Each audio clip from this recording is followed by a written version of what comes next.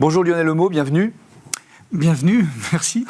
Vous êtes donc le président d'Aqua Asset Management, c'est une société de gestion engagée dans l'investissement durable. Vous avez l'ambition d'être un acteur de référence de la décarbonation de notre économie. Ça veut dire quoi ça concrètement ?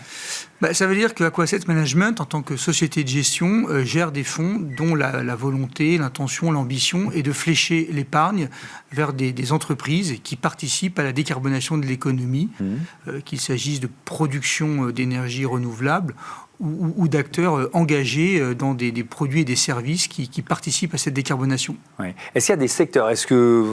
Dans quel secteur les investissements de notre entreprise se concentrent en quelque sorte ?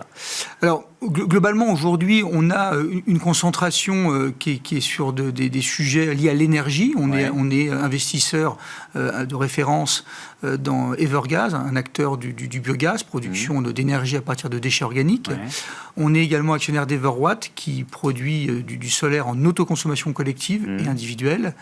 Donc ça, c'est deux secteurs qui sont quand même focalisés sur l'énergie. On est également présent dans la mobilité lourde hydrogène, et avec une extension vers la production de la molécule. Donc voilà, des sujets assez énergétiques, mais on commence déjà à partir vers l'usage avec Safra, dont on est actionnaire depuis maintenant près d'1 an et demi. Donc producteur de bus hydrogène et spécialiste du rétrofit d'autocars. Mais on a également des participations dans des métiers un peu différents, tels que la gestion durable des forêts avec Everwood, ou également l'éco-emballage avec la Paper Factory. Donc on couvre un certain nombre de secteurs qui tous participent à la décarbonation. Ouais. Votre modèle, il repose à la fois sur une structure de capital investissement et sur un fonds coté transition Evergreen. Pourquoi vous avez fait ce choix ? Qu'est-ce que ça vous apporte ?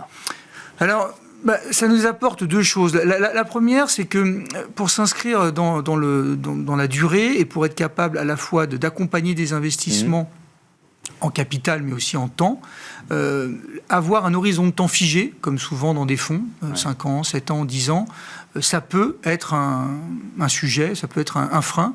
Il se trouve que moi, je suis le deuxième actionnaire, deuxième souscripteur du fonds. Donc, pour moi, finalement, c'est un sujet en tant qu'investisseur.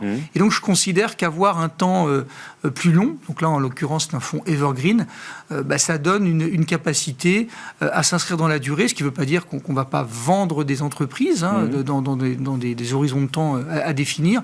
Mais on a cette liberté à l'acquisition et au désinvestissement que n'offrent pas des fonds de capital investissement enserrés dans un format 5, 7, 10 ans.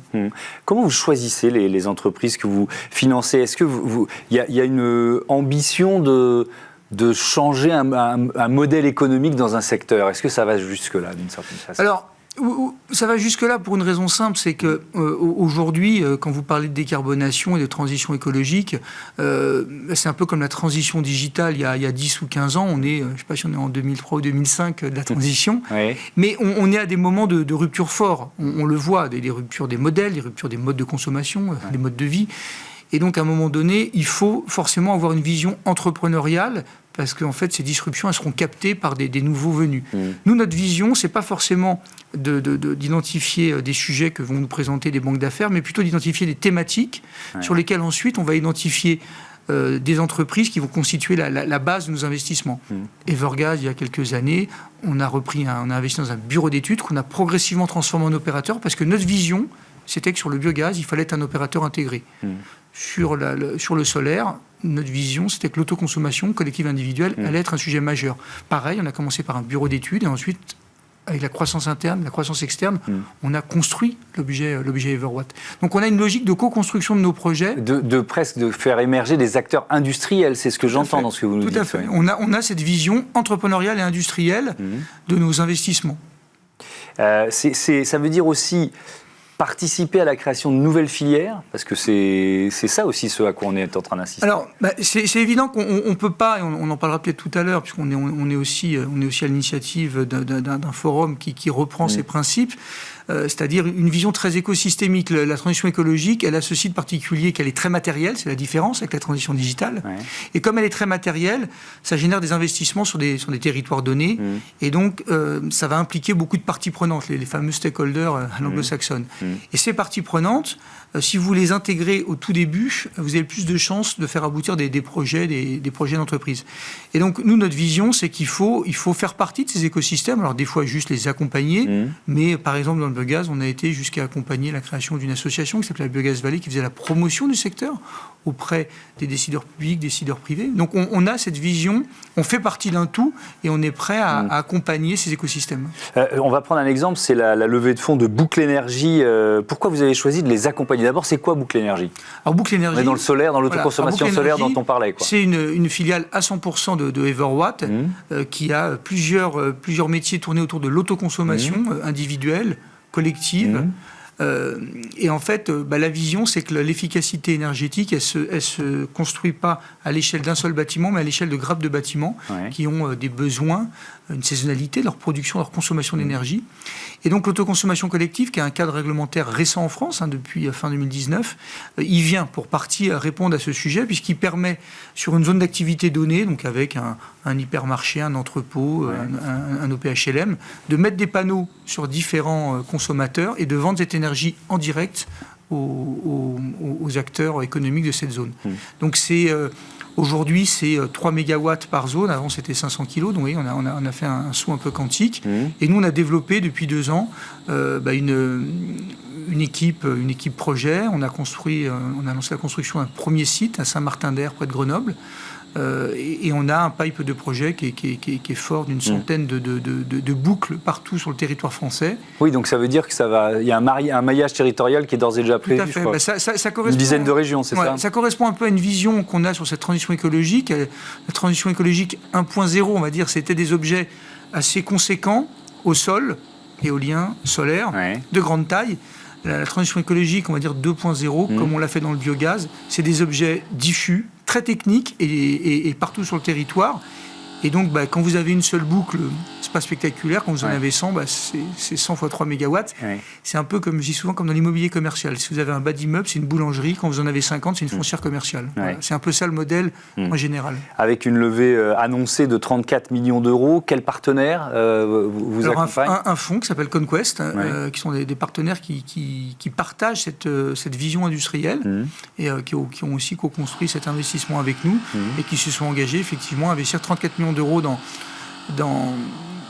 Boucle Énergie. Et de la même manière que le fonds Meridiam avait investi dans Evergaz il y a 5 ans, ça témoigne de notre capacité à créer des objets qui viennent attirer ensuite des fonds infrastructures. Nous, on a cette capacité à créer, à accompagner, à investir dans des entreprises qui viennent créer les grappes de projets. Donc le développeur qui va devenir opérateur, mais qui peut venir financer sa partie infrastructure, partie immobilière, par des fonds plus infrastructures qui viennent financer cette partie-là.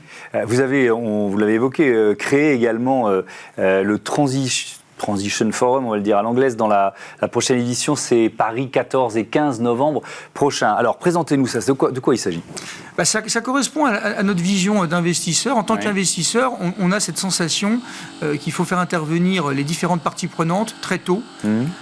Et donc, ça veut dire qu'il faut être capable de parler à des décideurs publics, des décideurs privés, les chercheurs, la société civile, les financeurs, évidemment, haut de bilan, bas de bilan. Et finalement, on a décidé de créer un espace de rencontre, il y a maintenant 5 ans, ce sera la 6e édition cette année, un espace de rencontre où on vient à la fois débattre, se mettre aussi en réseau sur des thèmes. Alors on a des thèmes très simples, c'est se nourrir, se loger, se déplacer, produire et consommer, auxquels on a rajouté préserver et protéger pour la biodiversité. Et donc sur ces thèmes, on vient greffer à la fois des tables rondes et des pitchs de solutions innovantes, pas forcément uniquement des startups. Et donc pendant 1 jour et demi, c'est un espace de débat, mais aussi surtout de naissance, en tout cas on l'espère, et nous ça nous est déjà arrivé, d'idées. d'idées et de connexion entre régions, acteurs publics, chefs d'entreprise, etc.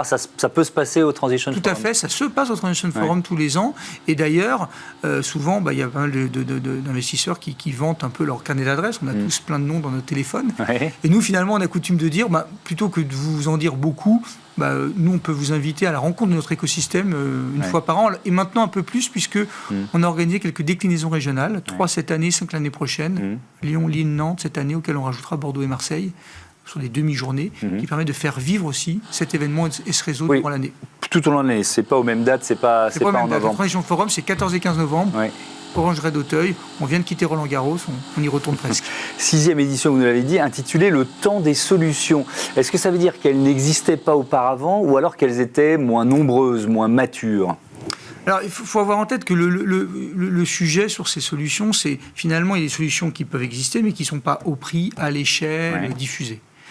Et il y a beaucoup de sujets où vous pouvez réaliser tout un tas de prouesses technologiques, mais vous êtes au stade du démonstrateur, vous n'êtes pas au passage à l'échelle, alors même que la solution, techniquement, elle est possible. Il y a beaucoup de sujets, on ne va pas tous les nommer, mais il y a énormément de sujets où c'est le cas.